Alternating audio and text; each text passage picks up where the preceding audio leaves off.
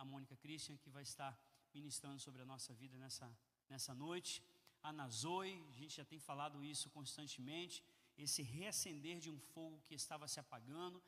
Como igreja nós estamos aqui não fazendo uma campanha, mas juntando o povo para clamar pelo Senhor, clamar por esse reavivamento, porque o reavivamento sobre a vida da igreja é a resposta que o mundo precisa.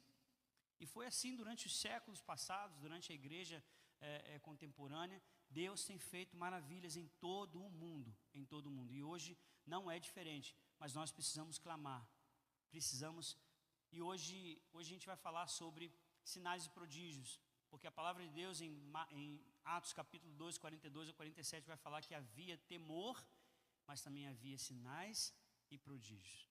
E a gente vai ser ministrado nessa noite. Eu queria que você levantasse a sua mão para cá, para abençoar a Mônica, essa jovem que tem nos abençoado tanto, prata da casa, abençoadíssima, tá?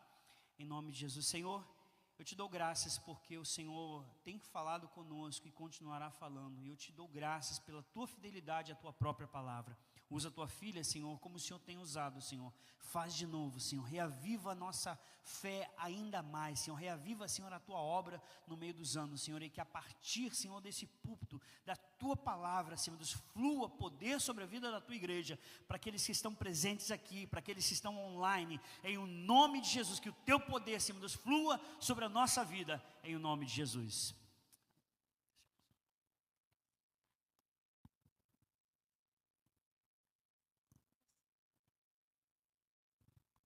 Minutinho só, igreja. Você pode ir glorificando o nome de Jesus? Eu acho que você pode fazer um pouquinho melhor. Quantos estão felizes com Jesus nessa noite? Glória a Deus. Queridos, é um prazer poder nos reunirmos para adorar, glorificar ao nome de Jesus. Minhas pernas estão um pouquinho trêmulas, mas eu estou bem. A melhor parte ficou para mim, né, pastor? Como eu dizia, é um prazer poder nos reunirmos para glorificar o nome de Jesus. Um prazer que muitos gostariam de ter tido e não tiveram. Um prazer que muitos gostariam de ter e não têm. Mas que nós, brasileiros, podemos ter para a glória e honra do nome de Jesus. Por isso nós precisamos valorizar, querido, cada momento, cada oportunidade para falar desse amor, para viver esse amor, para expressar esse amor, porque os dias são maus e a coisa só vai piorar. Eu não vim aqui te dar uma péssima notícia, mas isso é a palavra e nós precisamos aproveitar enquanto nós podemos. Amém? Glória a Deus. É um prazer poder estar aqui novamente e ser um canal pelo qual o Espírito de Deus falará ao coração da sua igreja. Eu tenho uma história muito profunda com essa casa e antes do Senhor recolher o irmão José Romário, querido Zecão, né, como todos conhecem, o Senhor falou ao meu coração que o amor dessa igreja por mim era recíproco do meu coração. Eu não nasci no berço evangélico, mas tive a oportunidade de vir para cá ainda menina. Então, muitos rostos me são conhecidos, alguns também me conhecem. E hoje mesmo eu via um vídeo de uma criança brincando de escola dominical e eu me lembrava de quando eu chegava em casa e riscava as paredes, irmão. Eu não sei se alguém tem uma bênção ou teve dessa em casa, mas eu brincava de escola dominical, eu imitava a tia Porcina, eu gritava com as bonecas. E hoje pensar que mais uma vez eu subo ao altar da minha casa, as minhas pernas tremem. Mas eu confio no Deus que me chamou e sei que nós precisamos, enquanto igreja, receber de Deus uma palavra. Então, que em nome de Jesus, essa palavra não só alcance o objetivo, mas ela também prospere segundo aquilo que o Senhor determinou para essa noite. Você pode dar um amém por isso? Glória a Deus. Eu quero te convidar a abrir a palavra do Senhor no livro dos Atos dos Apóstolos, capítulo de número 2, versículos 43 e 44. Livro dos Atos dos Apóstolos, capítulo de número 2, versículos 43 e 44. À medida que você for encontrando o texto sagrado, em nome de Jesus, coloque-se de pé no seu lugar, para que possamos juntos efetuar a leitura da palavra de Deus. Livro dos Atos dos Apóstolos, capítulo de número 2, versículo 43 e 44. Você que encontrou, sinalize para mim e diga amém. Acompanhe comigo a leitura. Versículo 43. Em cada alma havia temor, e muitos prodígios e sinais eram feitos por intermédio dos apóstolos. Todos os que creram estavam juntos e tinham tudo em comum. Vamos ler novamente? Versículo 43. Em cada alma havia, complete para mim. Glória a Deus. Em cada alma havia, e muitos sinais e prodígios eram feitos por intermédio dos apóstolos. E todos os que creram estavam e tinham tudo em... Estavam e tinham tudo em... Você pode dar um amém por essa palavra e pode também tomar o seu assento. Queridos, na narrativa de Atos, capítulo 2, Lucas relatou o estabelecimento da igreja cristã num período de tempo em que uma doutrina, ou melhor dizendo, um conjunto de ideias fundamentais a serem ensinadas, foram adotadas como forma de manter acesa a chama que havia se acendido em seus corações por Jesus Cristo. E essa doutrina é o que nós conhecemos, segundo a Bíblia, como a doutrina dos apóstolos. Doutrina essa que se constituía basicamente na oração, na leitura, na meditação e no ensino da palavra de Deus, na comunhão entre os irmãos e na ceia do Senhor, aonde todas essas coisas eram feitas de forma harmoniosa e contínua, porque elas tinham uma finalidade. Estas coisas, elas cumpriam o objetivo de mantê-los unidos até que eles recebessem a promessa que lhes foi dada. Então, estas coisas faziam com que o povo estivesse unido num só propósito. O propósito de receber o revestimento de poder que viria sobre eles com a vinda do Espírito Santo de Deus, assim como Jesus Cristo havia prometido para eles. E essa vinda do Espírito Santo, ela aconteceria para que pela manifestação do poder de Deus, o temor do coração dos homens se voltasse para Deus, assim como nós lemos no versículo 43. Por isso nós precisamos entender, amados, que essa vinda do Espírito Santo não foi um acontecimento aleatório na realidade da igreja cristã com relação ao ministério terreno de Jesus Cristo. Muito pelo contrário.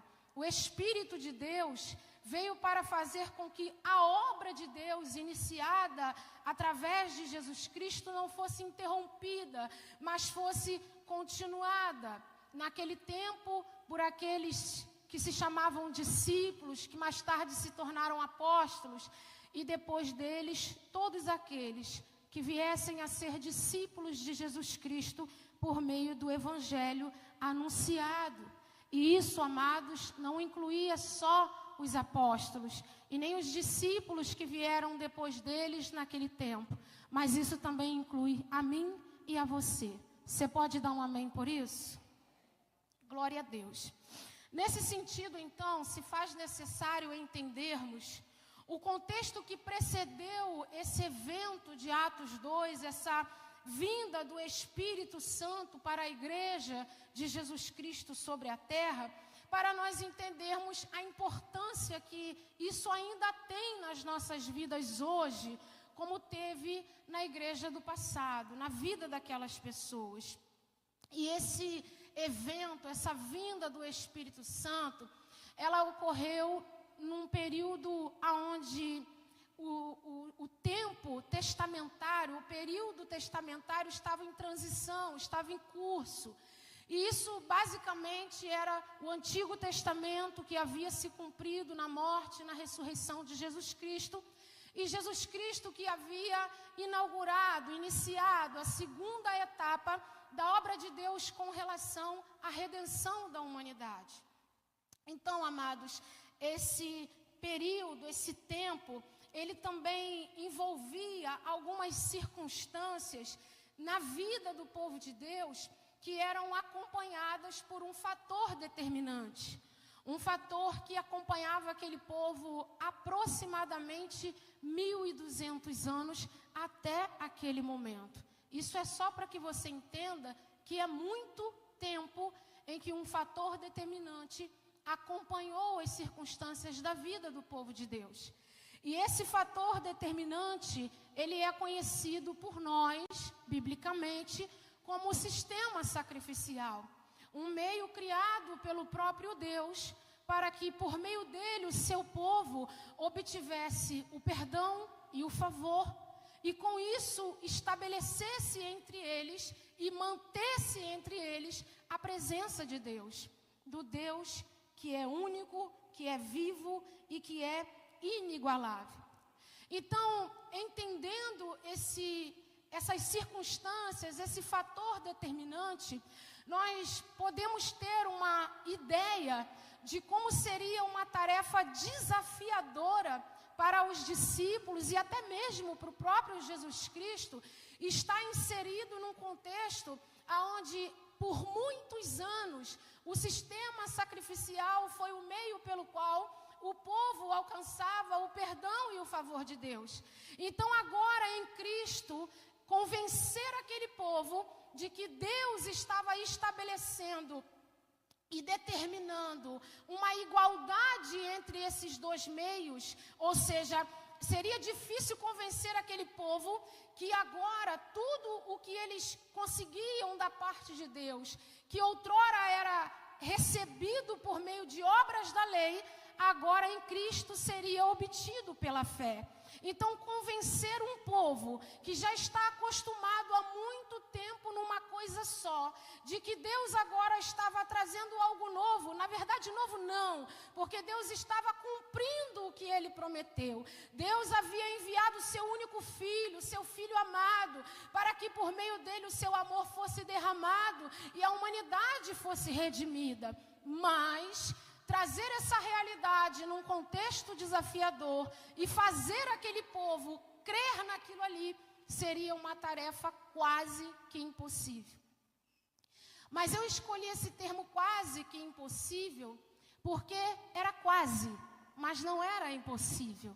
Porque o próprio Deus, em sua infinita graça, sabedoria, entendimento e conhecimento, Ele desde o início já havia também estabelecido um meio pelo qual o povo viesse a crer. E esse meio que Deus criou é o que nós vimos, segundo o texto que lemos, que nada mais são do que os sinais, ou seja, as manifestações de Deus sobre a face da terra. E aqui, queridos, nós chegamos no tema que foi estipulado para nós nessa noite: sinais e prodígios. Assim também como a própria palavra nos mostrou, que os apóstolos, os discípulos chamados, escolhidos por Jesus Cristo, eles se utilizavam destas ferramentas, porque podemos dizer e definir sinais como ferramentas. Então, eles utilizavam essas ferramentas para que, por meio delas, todos aqueles que ouvissem aquilo que seria pregado por eles, crescem, se arrependessem e fossem batizados, para que pudessem se comprometer com a igreja, para que pudessem se tornar parte da igreja. Então, diante disso, a segunda coisa que nós precisamos entender é, então, o que significa sinais. Qual é o significado desse termo? Para que possamos compreender de fato o que ele é e qual é a relevância que ele teve e continua tendo no meio do povo de Deus. E no Novo Testamento, esse termo sinais, ele significa nada mais e nada menos do que marcas.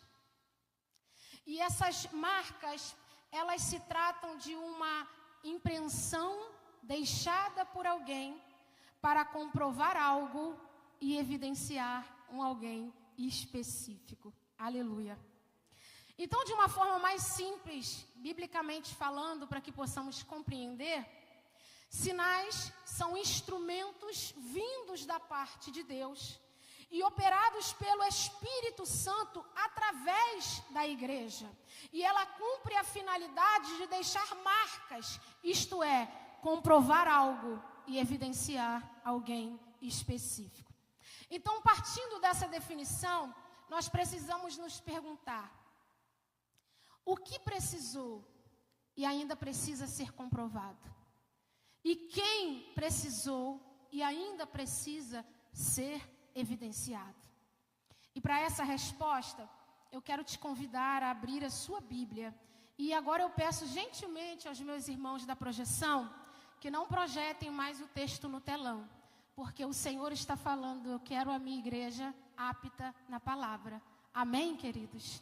Glória a Deus. Então, abra sua Bíblia comigo no Evangelho segundo escreveu Mateus, capítulo de número 4, versículo de número 17.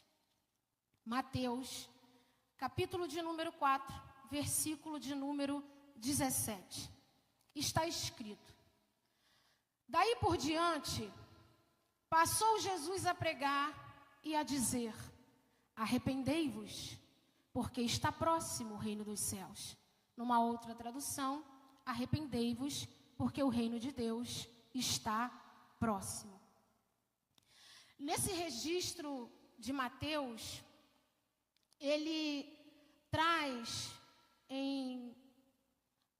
no teor dessa mensagem o momento em que Jesus, depois de ser conduzido pelo Espírito Santo de Deus para o deserto, para ser tentado pelo diabo e ali vencê-lo. Depois destas coisas, Jesus foi para Cafarnaum. E lá diz a palavra que ele iniciou o seu ministério terreno com uma mensagem. E a mensagem dele foi: está próximo o reino dos céus.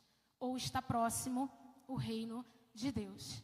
E é interessante a gente parar um pouco, quando a gente lê a palavra, e observar certos termos utilizados por Jesus, porque muitas das vezes ali está o mistério da coisa. E esse termo utilizado por Jesus, próximo, no nosso vocabulário, ele significa estar a uma curta distância de algo ou de alguém. Mas no seu original, no grego, ele é um pouquinho mais profundo do que isso. E vai dizer assim a tradução: é unir uma coisa de outra ou uma pessoa de outra.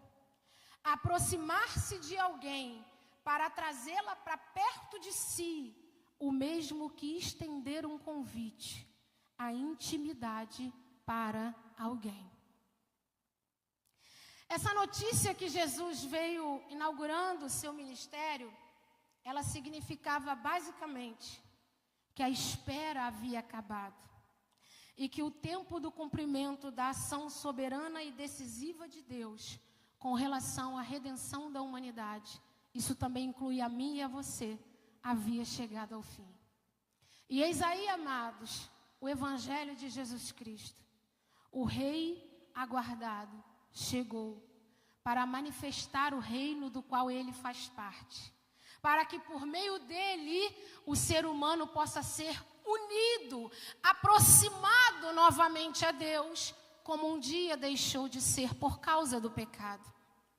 Queridos, e Jesus ele diz o seguinte, depois dessa notícia: a única condição, vou falar de novo, a única condição para que essa seja a realidade de quem a quiser, não mais só judeus, mas também todo aquele que quiser que essa seja a sua realidade. A única condição é o arrependimento. Ou seja, um ato de fé, um ato de reconhecer publicamente Cristo como seu Senhor, para que Ele também se torne o seu Salvador. E foi por isso que Deus, amados, então se manifestou ao longo da história da humanidade através dos sinais, para que na transição dos tempos ficasse claro que Ele é o autor de todas essas coisas, que Ele é o dono do reino, um reino que Ele sempre desejou e continua desejando compartilhar com a humanidade. Você pode glorificar a Ele por isso? Você pode glorificar o nome de Jesus por isso? Porque essa é a nossa realidade. Foi por causa dEle, foi por meio dEle, que essa agora é a nossa realidade. Aqui e para sempre. Amém, queridos? Glória a Deus. E se nós fôssemos observar os versículos 23 e 24 do capítulo de Mateus, nós veríamos Jesus manifestar essa verdade. Ou seja, comprovar e evidenciar esse clamor do coração de Deus. Esse desejo que Deus tem de compartilhar o seu reino com a sua criação. E o texto vai dizer que depois de falar essa mensagem, chamar alguns discípulos para perto de si, Jesus, ele então passa a percorrer a Galileia. E ali, muitas pessoas, no momento em que ele ia pregando esse evangelho, iam trazendo para eles pessoas enfermas, doentes, pessoas atormentadas de espírito maligno, e diz o texto que todas Jesus curou. Jesus curou todos os enfermos, Jesus expulsou todos os demônios, para que por meio da manifestação destes sinais, a mensagem do clamor de Deus fosse comprovada e o dono da obra fosse evidenciado. Então, sendo assim, nós podemos trazer a definição de sinais como ferramentas utilizadas para comprovar algo e evidenciar um alguém específico. Eu espero que você nunca mais esqueça isso na sua vida, porque essa é a nossa missão. Comprovar o Evangelho de Jesus Cristo através da manifestação do poder de Deus, que é operado através de nós pelo Espírito Santo de Deus, para que por meio dele, o autor e também consumador da nossa fé, seja evidenciado. Amém? Abra sua Bíblia comigo no Evangelho segundo escreveu Marcos. Vamos dar uma passeadinha pela Bíblia. Glória a Deus. Evangelho segundo escreveu Marcos, capítulo de número 16, versículo 17 e 18.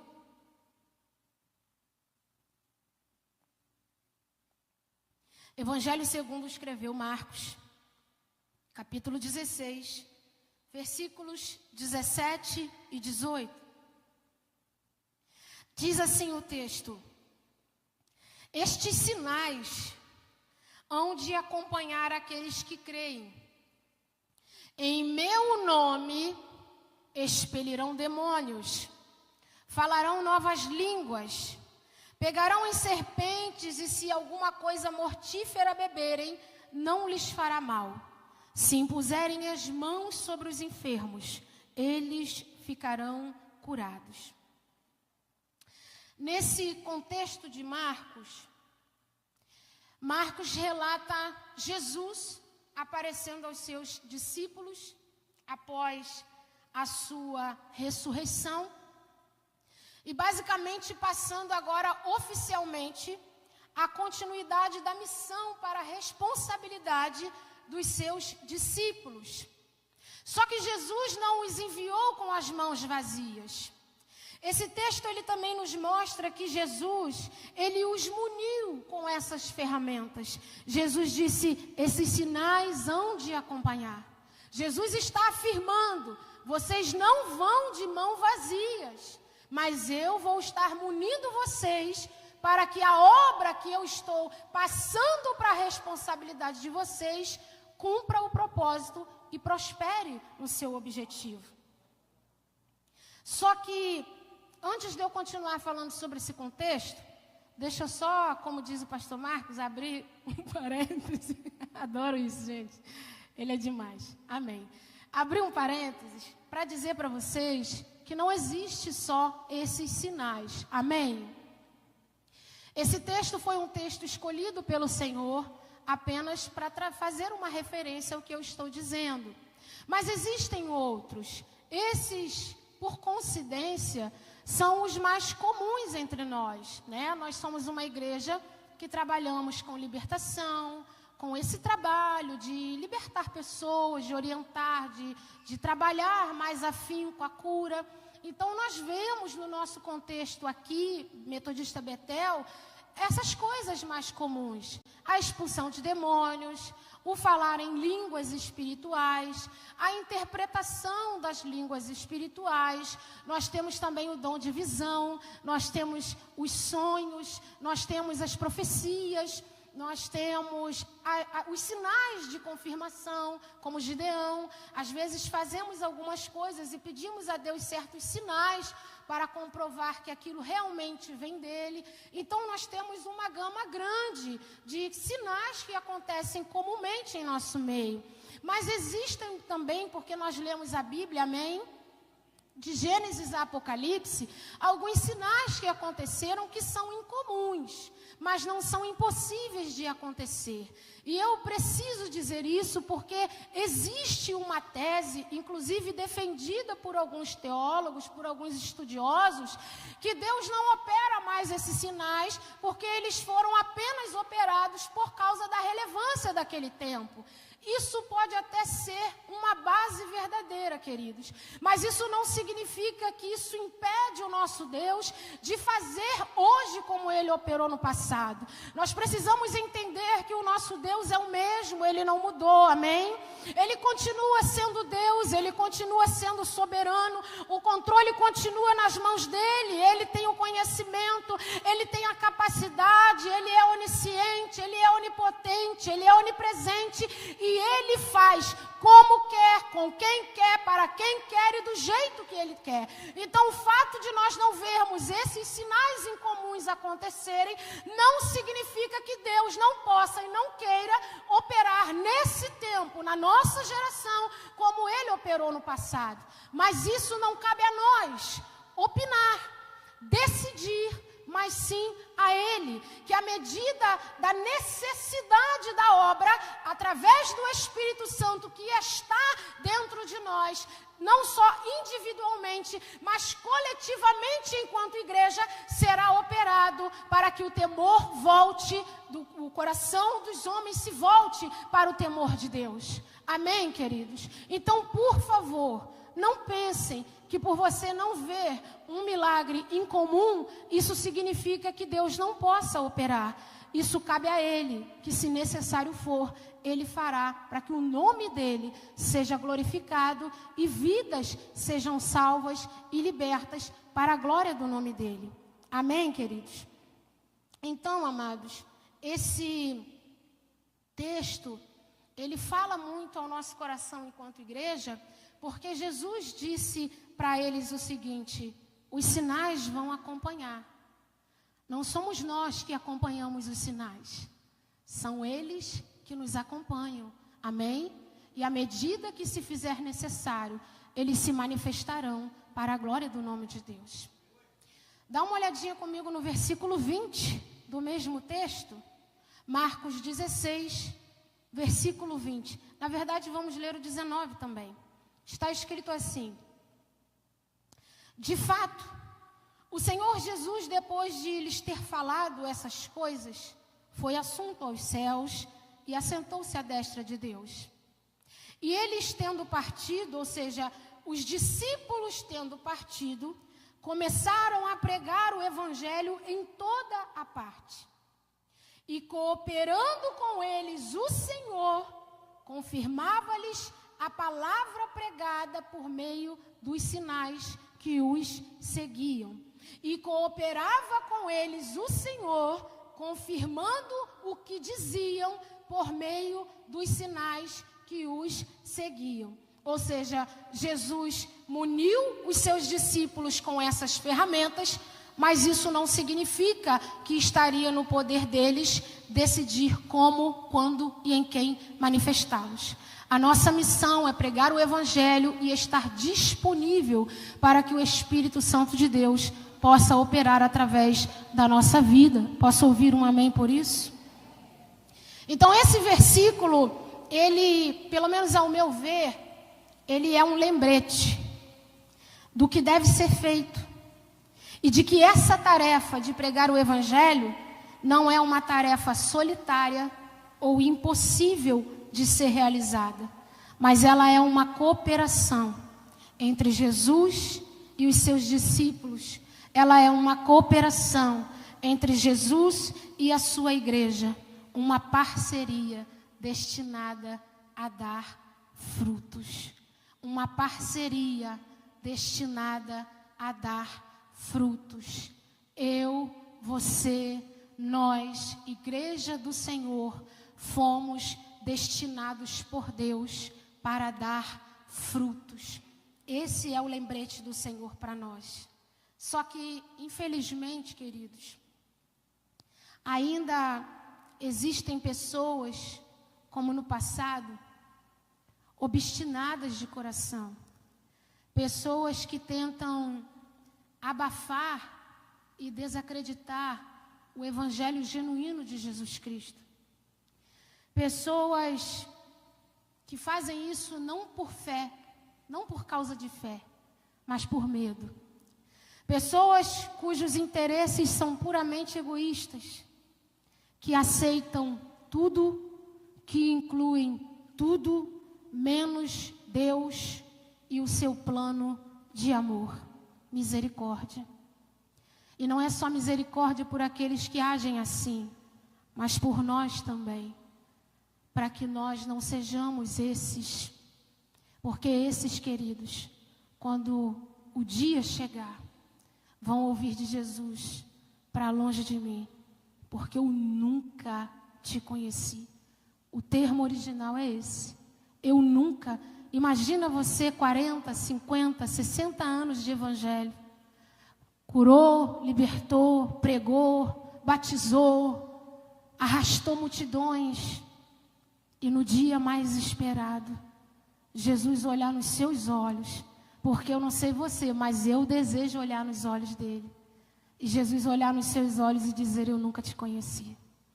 Esse é o maior fracasso e a maior miséria de alguém que vive uma vida assim. Então, misericórdia não só por estes, mas por nós também, para que nós não sejamos assim. Abra comigo a sua Bíblia no Evangelho segundo escreveu Mateus, capítulo de número 12, versículo de número 39.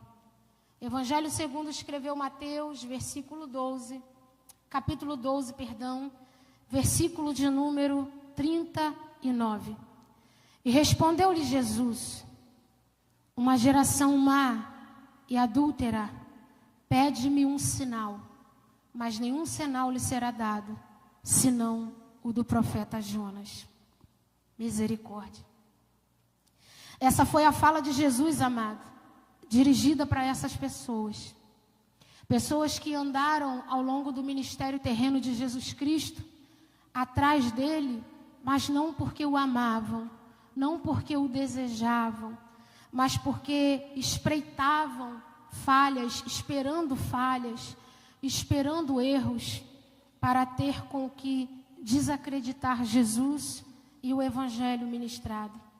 Pessoas que, pasmem vocês, integravam o povo de Deus.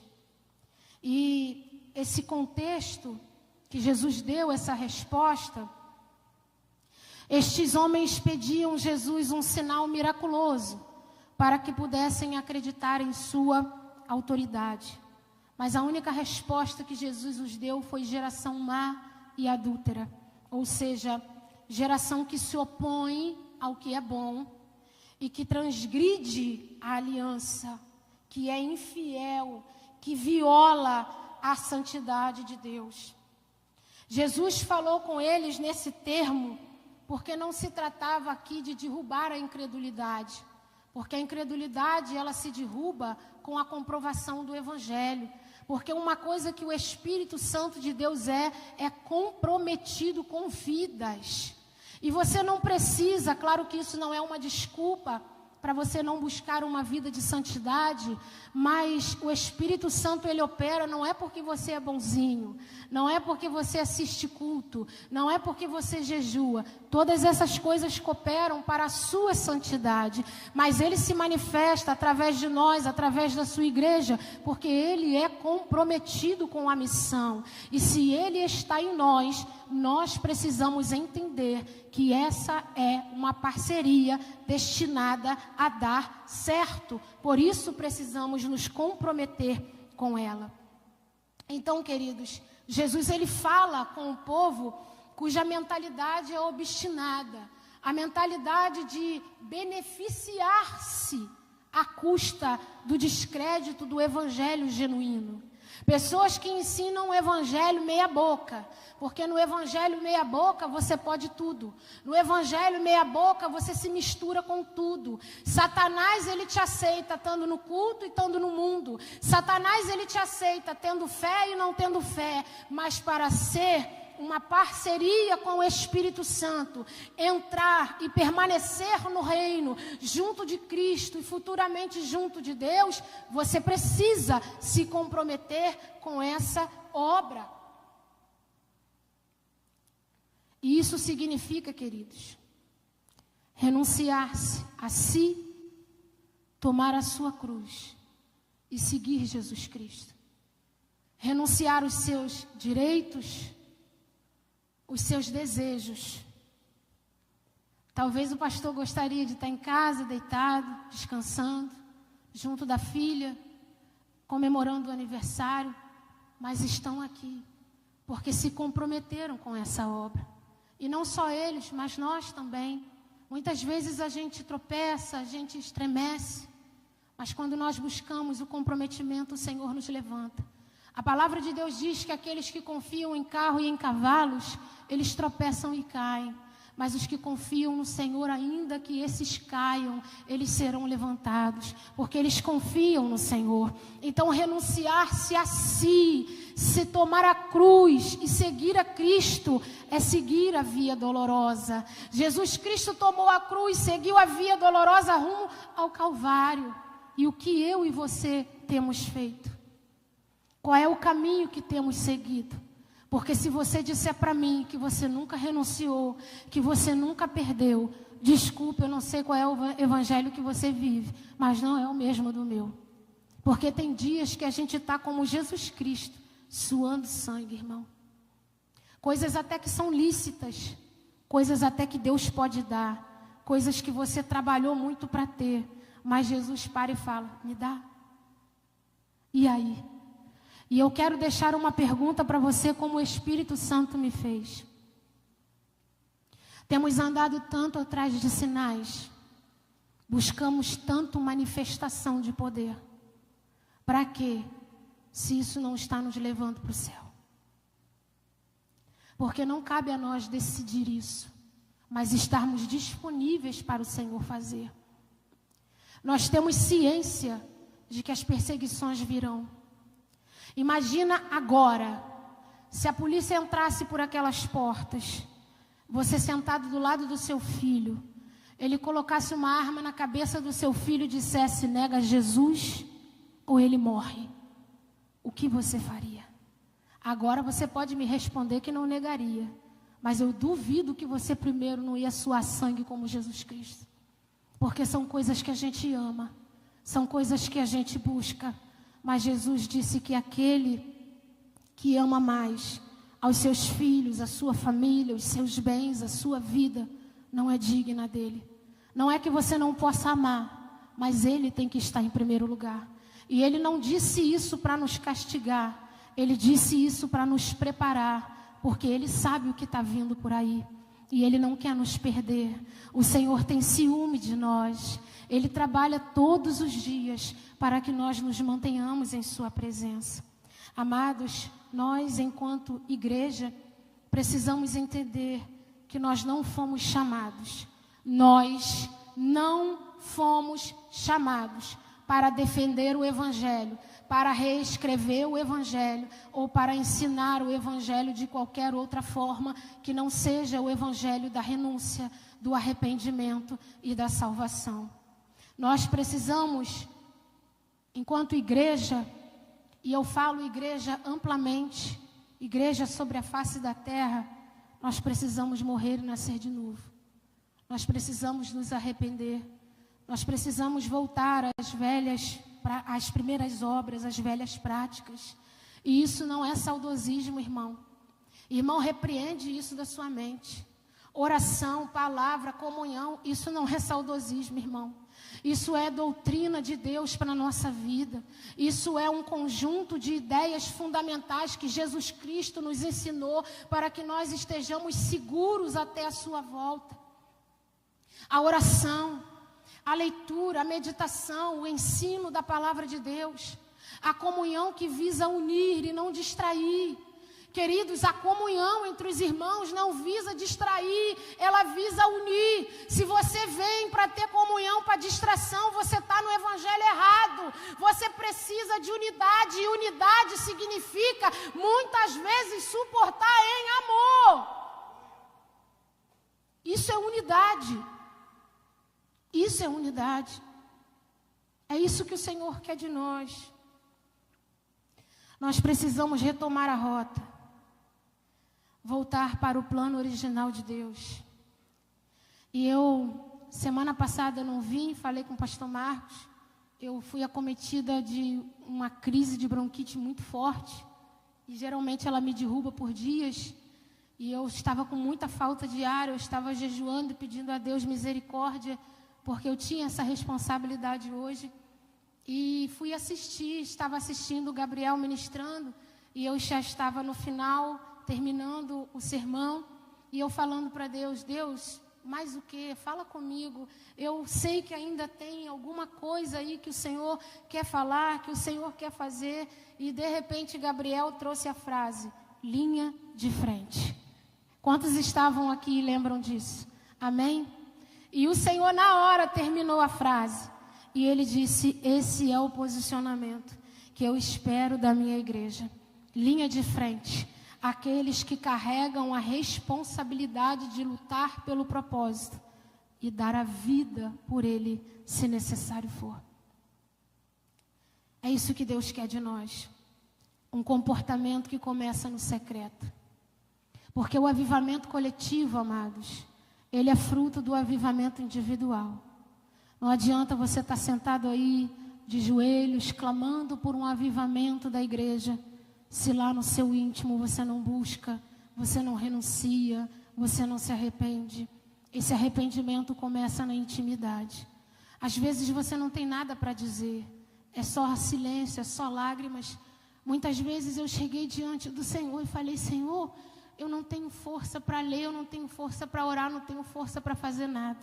Mas eu vou tirar essas horas para o Senhor. Eu vou ficar aqui em silêncio, eu não vou fazer mais nada. Eu vou colocar um louvor, eu vou cantar. Eu sei que minha voz é horrível, mas para o Senhor é maravilhosa. Então, às vezes eu falo, mãe, tapa os ouvidos aí, porque eu estou cantando para Deus. Porque, irmãos, ainda bem que eu não canto. Mas é isso que o Senhor quer de nós. Uma busca pessoal, para que ela se manifeste coletivamente.